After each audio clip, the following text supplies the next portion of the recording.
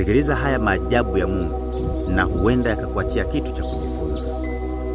Hivi ulishawahi kwenda msituni, polini au kwenye miti ukakutana na sauti kali sana ya mdudu, sauti kali inayoumiza masikio? Unakuta kuna mdudu amenata kwenye mti, anatoa sauti kali sana inayoumiza masikio. Zii.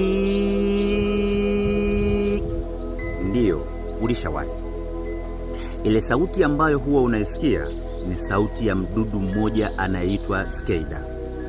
Cicada ni mdudu kama wadudu wengine kabisa wa kawaida, ila yeye mara tu baada ya kuzaliwa huenda ardhini chini ya udongo kabisa na kujifunika udongo.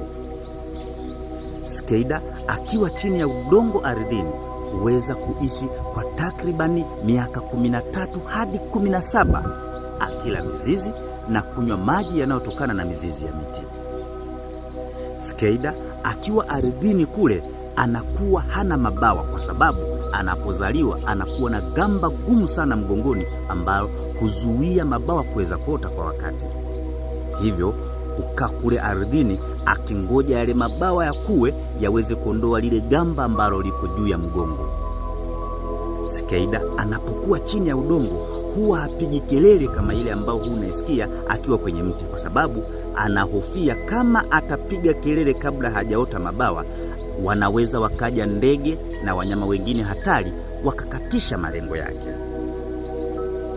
Lakini pia Cicada akiwa chini ya udongo huwa hatoki nje kabisa, kwa sababu akitoka nje anahofia kukutana na hatari zaidi, hasa ya ndege na wanyama ambao wanaweza wakakatisha maisha yake. Hivyo hungoja kwa muda wote huo aweze kuota mabawa, ndipo atoke na kutoa ile sauti ambayo huwa unaisikia kali sana. Usichokijua ni kwamba Cicada huwa mabawa hayaoti tu kwa sababu pale juu kunakuwa na gamba gumu sana. Hivyo hutumia muda mwingi sana, takribani miaka 5, akipiga mazoezi namna ya kuliondoa lile gamba ili mabawa yapate nafasi ya kuota. Nikukumbushe tena, anayepiga fujo sana kwenye mti huwa ni Cicada dume.